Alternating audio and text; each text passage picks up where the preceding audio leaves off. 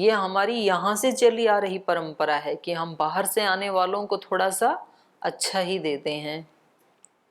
आगे, आवासा बहुभैक्षा वै सर्वकामैरुपस्थिताः तथा पौरजनस्यापि जनस्य बहुशोभनं दातव्यम् अन्नं विधिवत् सत्कृत्य न तु लीलया सर्वे वर्णा यथा पूजां प्राप्नुवन्ति सुसत्कृताः न चावज्ञा प्रयोक्तव्या कामः क्रोधवशादपि यज्ञः कर्मसु ये व्यग्रः पुरुषः शिल्पिनस्तथा तेषामपि विशेषेण पूजा कार्या यथाक्रमं ये स्युः सम्पूजिताः सर्वे वसुभिर्भोजनेन च यथा सर्वं सुविहितं न किंचित् परिहीयते तथा भवन्तः कुर्वन्तु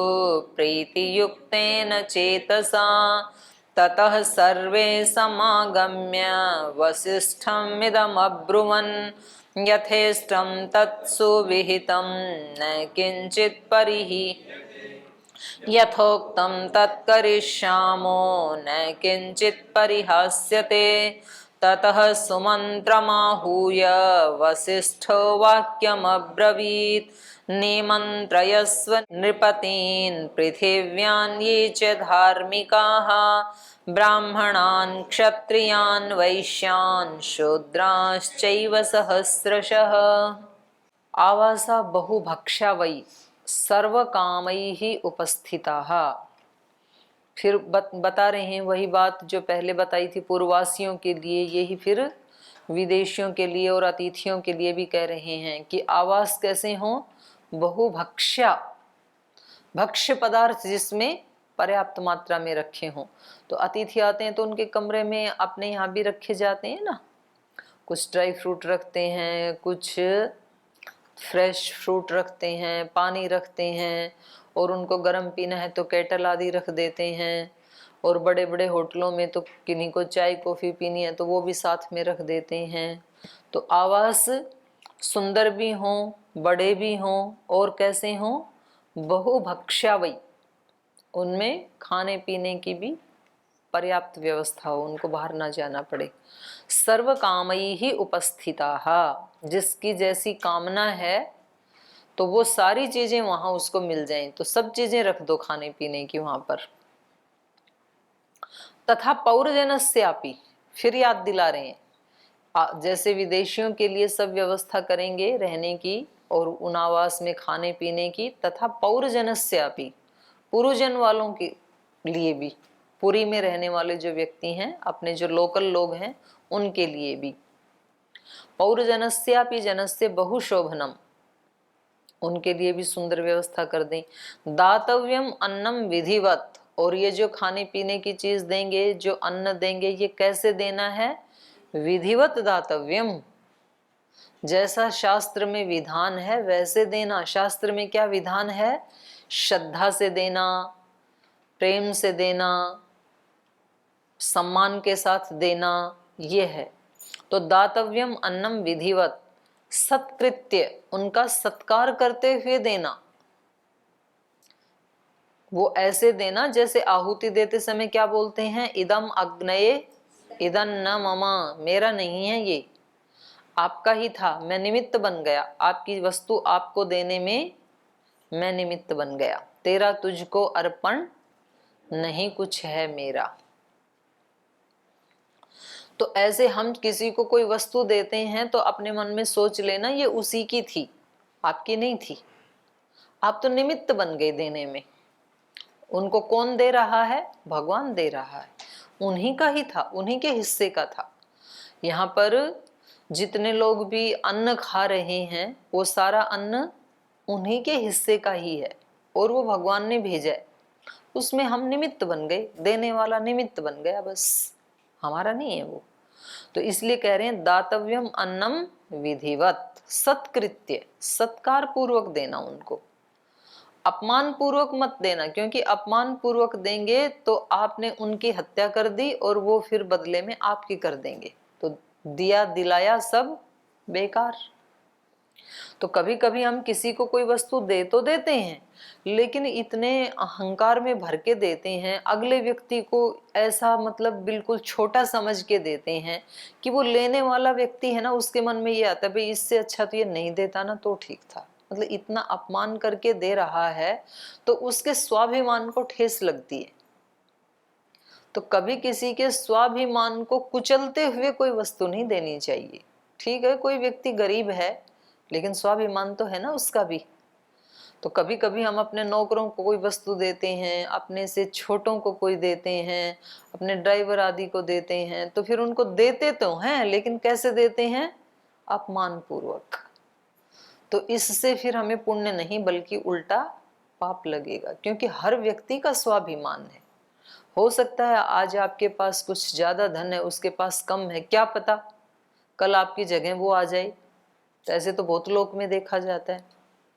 जो कभी किसी के घर में नौकर के रूप में काम करता था या गाड़ी चालक के रूप में काम करता था, उसका बच्चा कोई आईपीएस ऑफिसर बन गया, और जिस मालिक के यहाँ काम करता था उसका दिवालिया निकल गया, तो ये भी देखा कि उसने अपने मालिक को एक पुत्र की तरह से संभाला, उसकी सेवा की। उसके अपने पुत्र तो छोड़ गए दिवालिया निकलती, लेकिन जो नौकर था उसने कहा कि मेरे को यहाँ तक लाने में इस व्यक्ति का बड़ा सहयोग रहा है, तो वो अपने पिता की तरह उसका सम्मान करता है। ऐसे देखा जाता है कि नहीं लोक में।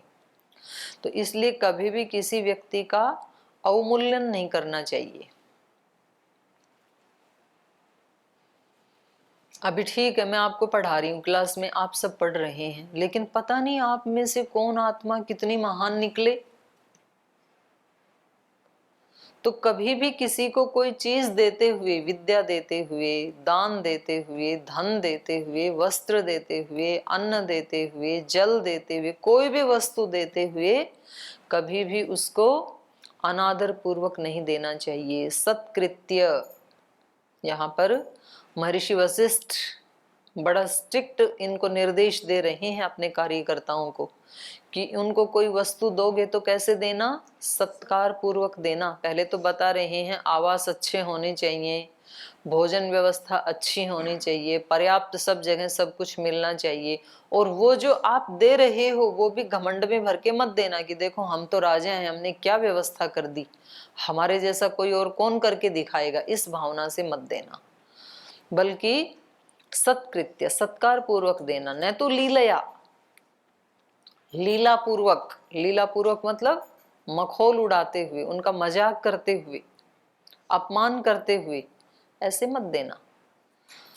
तो कितनी छोटी छोटी शिक्षाएं दे रही है रामायण हमें, छोटे छोटे लोक व्यवहार भी हमें सिखा रही है रामायण। और आज भी श्रद्धेय स्वामी जी महाराज ने बोला कि छोटी छोटी चीजों को ठीक करने से बड़ी बड़ी उपलब्धियां होती हैं जीवन में।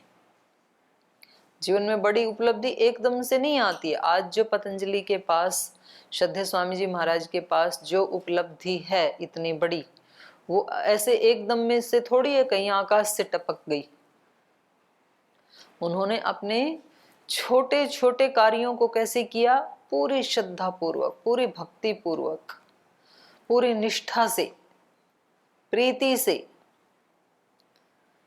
तो यहाँ पर इनका जो राज्य इतना समृद्ध है, सब लोग इतने अच्छे हैं, सब लोग विद्वान हैं, गुरुजन भी एक व्यवस्था, यज्ञ की व्यवस्था को, सेवा को देखने के लिए नेतृत्व कर रहे हैं इतनी जिम्मेदारी से, इतने विद्वान होते हुए भी। और इतने विद्वान होते हुए भी एक एक चीज को देख रहे हैं, निर्देश दे रहे हैं। मतलब महर्षि वशिष्ठ ये भी ध्यान रख रहे हैं कि हाथी घोड़े कहाँ रहेंगे, पार्किंग कहाँ होगी, भोजन कहाँ होगा, किस प्रकार का होगा, देने वालों को कहीं अहंकार घमंड तो नहीं आ जाएगा, कहीं ये उनका अपमान तो नहीं कर देंगे। क्योंकि व्यक्ति अपना जब उसके पास कुछ आ जाता है ना, तो फिर वो थोड़े से को ही लेकर के और उसमें इतराने लगता है, अनंत की कामना नहीं करता है। तो फिर वो उसकी हत्या कर देता है वहां पर, जो उपलब्धि हुई थी उसको वो वहां पर खुद ही कुचल देता है। फिर उससे आगे तो बढ़ेगा ही नहीं, क्योंकि उसने तो खुद ही अपने पैर काट दिए, आगे चलेगा ही नहीं अब।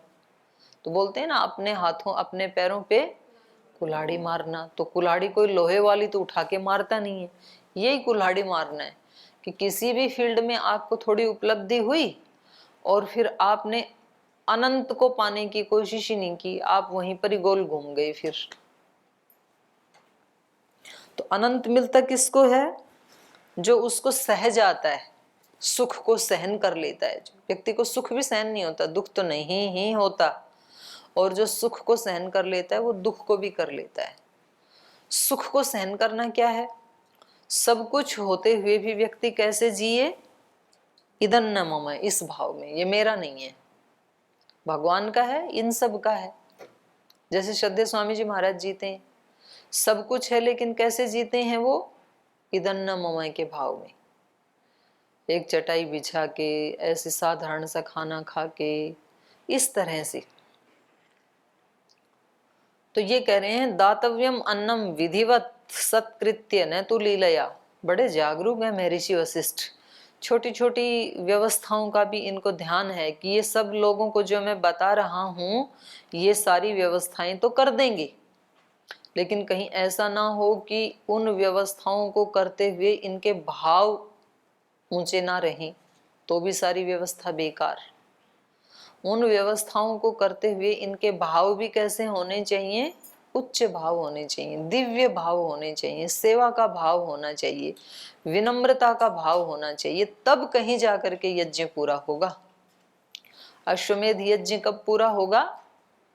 छोटी से छोटी व्यवस्था भी जब दिव्यता के साथ की जाएगी, किसी को अन्न दे रहे हैं, आवास दे रहे हैं, गौशाला बना रहे हैं, घुड़शाला बना रहे हैं, हाथी के लिए रहने का स्थान बना रहे हैं, सब व्यवस्थाएं दे रहे हैं, लेकिन वो सब कैसे दे रहे हैं? श्रद्धा भक्ति पूर्वक। तो देखो नेतृत्व करने वाले व्यक्ति की कितनी बड़ी जिम्मेदारी है, ये भी पता लग रहा है। नेतृत्व करने वाले व्यक्ति को छोटी से छोटी, बारीक से बारीक व्यवस्था के बारे में पहले से योजना बना के रखनी चाहिए। नहीं तो कई बार हमने देखा बहुत बड़ा सा कोई फंक्शन है और बहुत सुंदर सा मंच है, बहुत बड़ा सा हॉल है, और पता लगा कि जब अतिथि आ गए ना, तो मुख्य अतिथि आने के बाद बोले अब शुरू कौन करेगा, तो इधर उधर घूम रहे हैं कि मंच संचालन कौन करेगा, इनको बुक्का कौन देगा, शुरुआत कैसे की जाए, कार्यक्रम की लिस्ट कहाँ है, फिर इधर उधर अफरा तफरी मचती है। क्योंकि जिस व्यक्ति को व्यवस्था करनी थी वो व्यक्ति जागरूक नहीं था।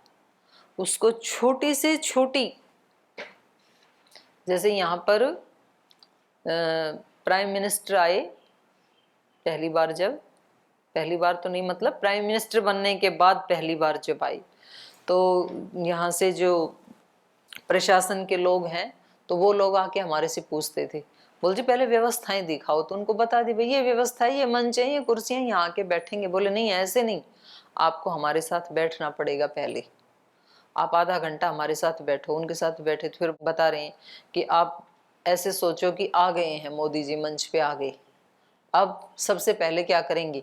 तो फिर हमने उनको बताया सबसे पहले सब लोग खड़े होकर ओम का उच्चारण करेंगे। बोलिए उच्चारण कितनी देर होगा? बोलिए उच्चारण 30 सेकेंड होगा। तो उन्होंने लिख लिया 30 सेकेंड चैंटिंग ऑफ ओंकार। फिर उसके बाद क्या करेंगे? फिर उसके बाद ये व्यक्ति 2 मिनट बोलेंगे, मंच संचालन करने वाले। क्या बोलेंगे वो भी उनको देना पड़ता है। फिर ये बोल लिए, फिर बुक्के पकड़ाएंगे, उसके बाद उनको पुष्प गुच्छ देंगे। कौन कौन देंगे, कहाँ से उठा के लाएंगे? बोले वहाँ कोने में रखे रहेंगे, वहाँ से उठा के यहाँ ला के देंगे। तो यहाँ से यहाँ तक आने में कितनी देर लगेगी? कहीं ऐसा ना हो कि वो हालता टहलता आए और उसी में 1.5 मिनट ले जाए। तो बता रहे वहाँ से यहाँ आने में 30 सेकेंड लगने चाहिए। तो इसलिए पहले से ही तय है, जो देंगे उनको पता है कि आपको कैसे आना है, तेज स्पीड से आना है। फिर जो दूसरा आएगा वो पहले वाले की कितनी पीछे रहेगा, ये देने वाला देते समय कितनी देर रुकेगा उनके पास, पता लगे कि वो देख करके वहां खड़ा है, फोटो खिंचवाने के लिए रिकॉर्डिंग करवा रहा है, उसी में 1 मिनट लग गई। ऐसे भी करते हैं लोग, मंच पे महाराज जी से आएंगे आशीर्वाद लेने, और आशीर्वाद ले लिया और फिर बगल में खड़े हो गए ऐसे आराम से। तो उसको कहना पड़ता है कि जाओ अब बैठो विराजो। तो भाई ये कितनी देर में दे के आगे बढ़ जाएंगे? बोलिए 10 सेकंड में। तो ऐसे बड़े कार्यक्रमों में छोटी से छोटी व्यवस्था को भी पहले से ही उसका अभ्यास करना होता है और लिखना पड़ता है, योजना बनानी पड़ती है, तो फिर कार्यक्रम सक्सेस होता है। चलो उनकी तो ड्यूटी है, उनकी नौकरी है, उस कार्यक्रम में अगर छोटी भी कहीं त्रुटि हो गई तो उनकी तो नौकरी चली जाएगी, इसलिए वो इतने अलर्ट हैं।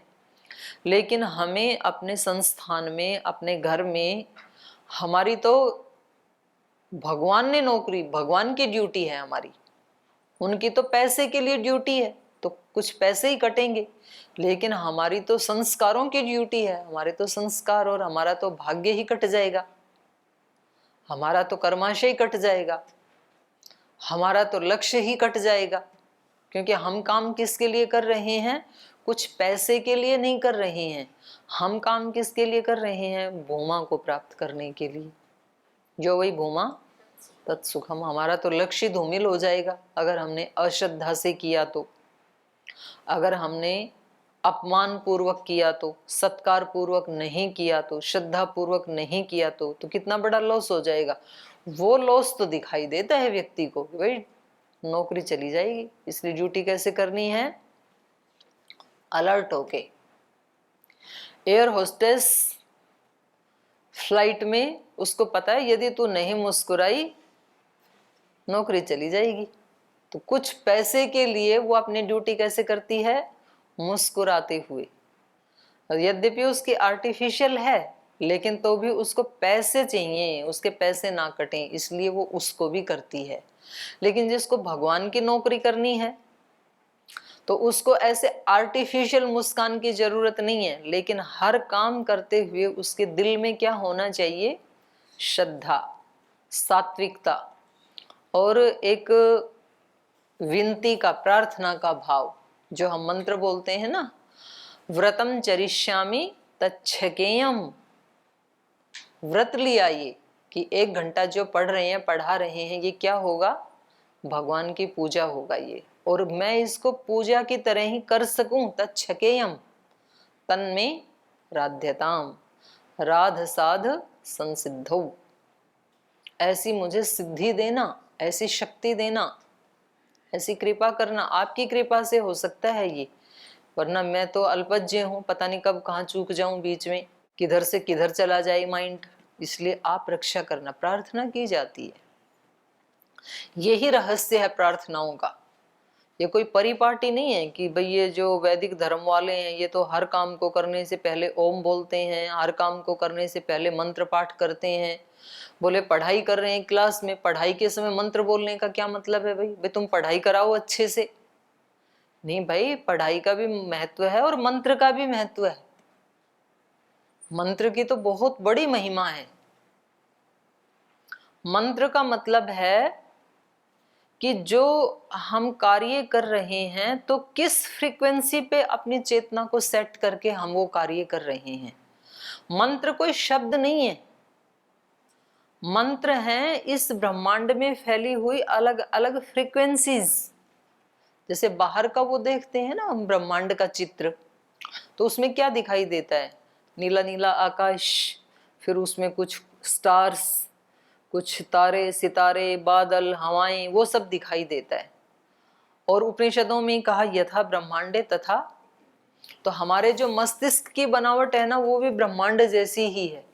यहाँ पर जो अलग अलग विचार हैं, उनके जो वाइब्रेशंस हैं, उनके वो जो उस प्रकार के जो हार्मोन्स पैदा होते हैं, तो वो ऐसे ही हैं। कहीं कोई स्टार जैसे है, कहीं कोई ऐसे ऐसे बादल जैसे है, तो ऐसे ऐसे वो पैदा होती हैं शक्तियाँ, वो फ्रीक्वेंसीज, वो वेव्स पैदा होती हैं मस्तिष्क में।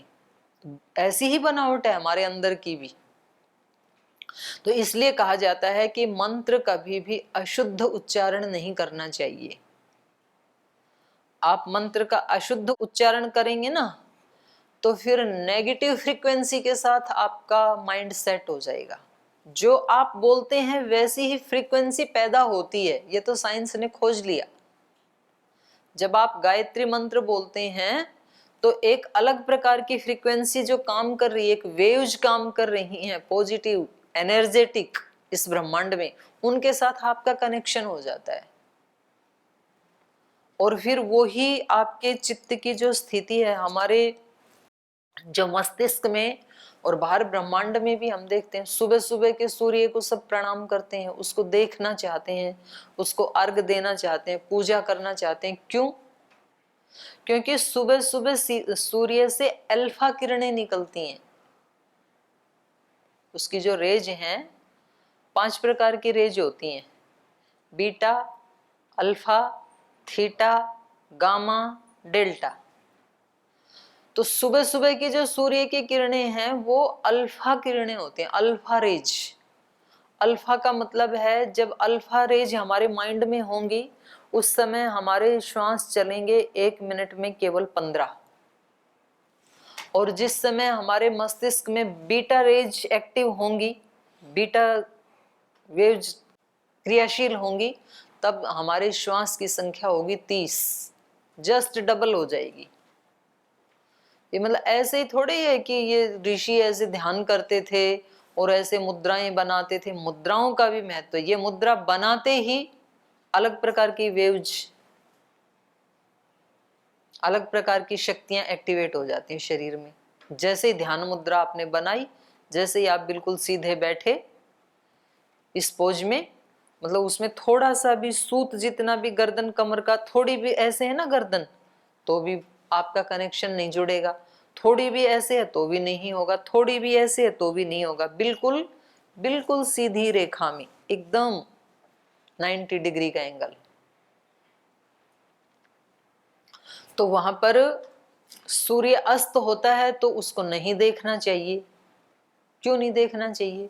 क्योंकि उस समय बीटा रेज निकलती हैं और वो हमारे चित्त को डाउन करती हैं, निराशा के हार्मोन्स पैदा कर देंगी, आलस्य प्रमाद के कर देंगे। इसलिए अस्त होते हुए कि कोई भी पूजा नहीं करता है। तो ऐसे ही हमारे माइंड से भी निकलती हैं। जैसे ही आपने गायत्री मंत्र बोला और बिल्कुल शुद्ध शुद्ध बोला, इसलिए मैं बोलती हूँ कई बार गायत्री मंत्र बोलते समय ना धियो यो न प्रचोदयात ऐसे बोल देते हैं। नह को न बोलते ही अर्थ बिल्कुल उल्टा ही हो जाएगा। तो आप बिल्कुल एक नेगेटिव फ्रीक्वेंसी के साथ सेट हो जाएंगे। तो मंत्र का मतलब ये नहीं होता है कि जी हमने इतनी आहुतियां देनी हैं, इतने हम मंत्र पाठ करेंगे तो फिर पता नहीं हमें कौन सी शक्ति, गायत्री शक्ति मिल जाएगी। तो उसमें संख्या का महत्व नहीं है। संख्या का महत्व है, लेकिन वो संख्या किस भाव से और कैसा उच्चारण कर रहे हैं उस पर डिपेंड करती है। अगर अशुद्ध उच्चारण कर रहे हैं तो भले ही आपने लाखों करोड़ मंत्रों से आहुतियां दी तो भी आपको फल नहीं मिलेगा। और भले ही आपने उच्चारण तो ठीक किया लेकिन भाव आपका तज्जपस तदर्थ भावनम, जो बोल रहे हैं उसके साथ भाव नहीं जुड़ा हुआ था, भाव कुछ और चल रहा था चित्त में। भाव ये चल रहा था कि हमारे जैसा सुंदर यज्ञ कौन कर सकता है। तो ये तो अहंकार का भाव है, तो भी आपको फल नहीं मिलेगा। इसलिए बड़े साइंटिफिक थे हमारे ऋषि। महर्षि पतंजलि ने जो बोला ना तज्जपस तदर्थ भावनम, वो ऐसे नहीं कि उनको अंदर से कोई ऐसी इंटेंशन हुई और उन्होंने लिख दिया। नहीं, वो लाखों लोगों के ऊपर रिसर्च किया पहले उन्होंने कि ऐसा बोलते हुए जिन लोगों ने ऐसी भावना बनाई तो ऐसा रिजल्ट है, जिन लोगों ने ऐसा ही बोलते हुए ऐसी भावना नहीं बनाई तो रिजल्ट ये आया। ऐसे बहुत लोगों के ऊपर रिसर्च किया तब उन्होंने लिखा और तब उनके ग्रंथ को प्रामाणिक माना गया। आज भी जो बोलते हैं ना भाई कोरोनिल को हम कैसे स्वीकार करें, तो बोले भाई इसके ऊपर आपने कुछ वो ट्रायल किया है क्या? नहीं, एविडेंस है कि नहीं, एविडेंस बेस्ड। तो उस समय भी ये ऋषियों को ऐसे स्वीकार नहीं कर लेते थे कि कोई कुछ भी लिख दे फिर तो और वो बोले कि मैं तो ऋषि हूं, मैंने ऐसा समाधि में देखा है। तो कौन मानेगा? अब इस बात का निर्णय कौन करे कि ये व्यक्ति ऋषि है और ये ऋषि नहीं है? ये ऐसे ही गपोड़े मार रहा है और इसकी बात प्रामाणिक है, ये कैसे पता लगेगा? जब उसका एक्सपेरिमेंट करेंगे। जो वो व्यक्ति कह रहा है उसके ऊपर लाखों लोगों को के ऊपर उसका एक्सपेरिमेंट किया जाएगा, फिर उसमें वो सत्य सिद्ध होगा तो उसकी बात को प्रामाणिक माना जाएगा। नहीं तो हर कोई व्यक्ति कह दे मैं भी ऋषि हूं, तो ऐसे नहीं माना जाता। तो इसलिए इन्होंने कहा तज्जपस तदर्थ भावनम, जो आप मंत्र पाठ कर रहे हैं वैसा ही भाव भी रखें। और यदि आपका उच्चारण भी बिल्कुल ठीक है, आपका भाव भी श्रद्धा से भरा हुआ है, तो निश्चित रूप से उन शब्दों की अपनी फ्रीक्वेंसी होती है इस ब्रह्मांड में और उनके साथ हमारा कनेक्शन होता है और वो शक्तियां हमें प्राप्त होती हैं, इसमें कोई डाउट नहीं है। तो मंत्र बहुत बड़ी शक्ति है।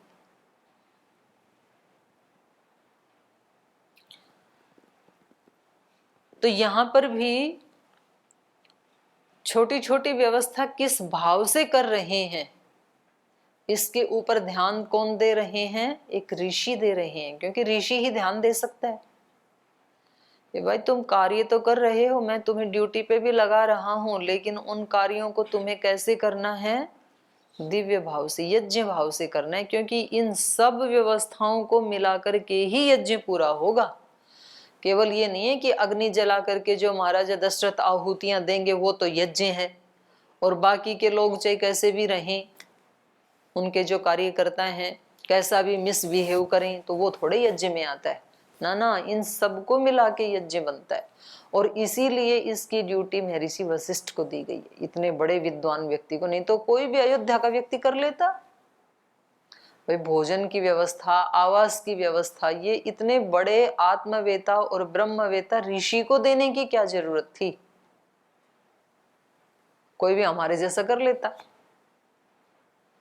तो क्या कोई कमी थोड़ी थी वहां पर? विद्वानों की कमी थोड़ी थी, कितने विद्वान है अयोध्या में। लेकिन किसको दी गई? जो उस यज्ञ की छोटी से छोटी व्यवस्था को भी इतनी बारीकी से, इतनी श्रद्धा से, और जो उसकी विधि है शास्त्र में, जो उसके लिए विज्ञान है, उस विज्ञान संगत ही उसको करवा सके। और दूसरे की बात लोग मानेंगे भी नहीं, ये भी एक बात है। मान लो कोई हमारे जैसा व्यक्ति कहे कि भाई आप इस कार्य को पूरी श्रद्धा के साथ करना, तो मानेंगे ही नहीं आवास वाले। और श्रद्धेय स्वामी जी महाराज कह दें कि भाई भोजन कैसे बनाना, ऐसे बनाना, तो 100% मानेंगे, क्योंकि उनको एक ऋषि कह रहे हैं। तो इसलिए भी यहाँ वशिष्ठ ऋषि की ड्यूटी लगाई। नेतृत्व में हमेशा किसकी ड्यूटी होनी चाहिए? जो स्वयं उस प्रकार का प्रामाणिक जीवन जी रहा है, तभी तो उसकी बात को मानेंगे, नहीं तो कौन मानेगा फिर।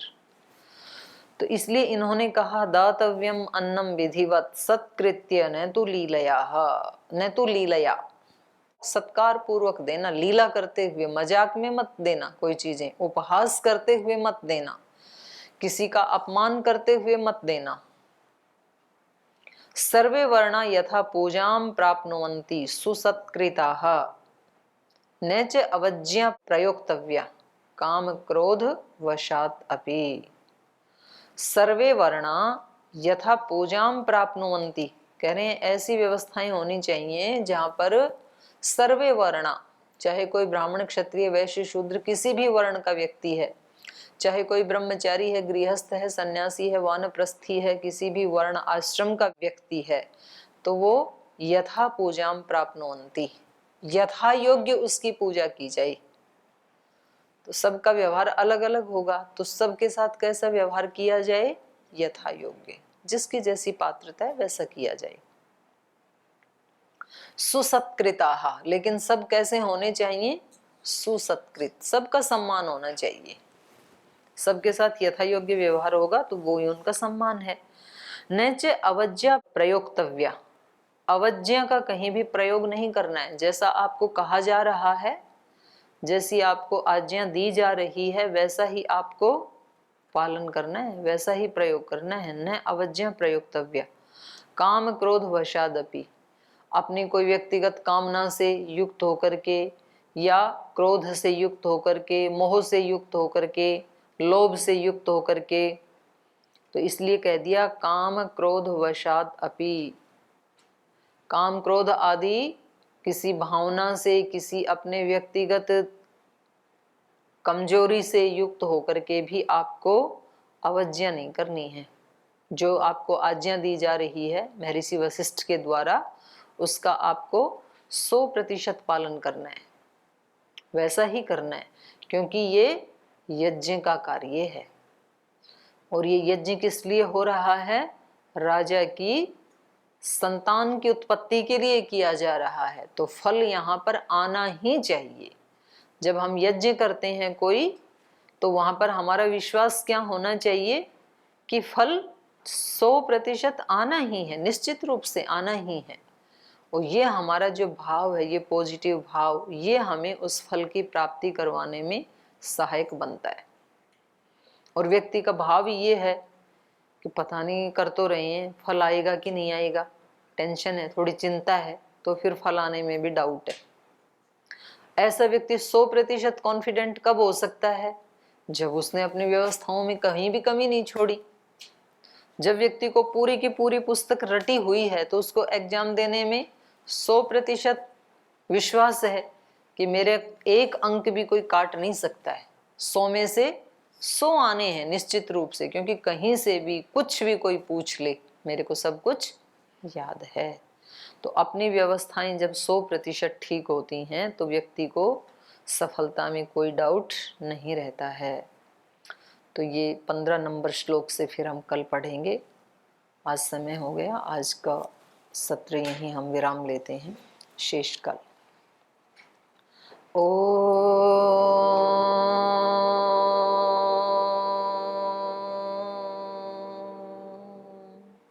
शांति शांति शांति।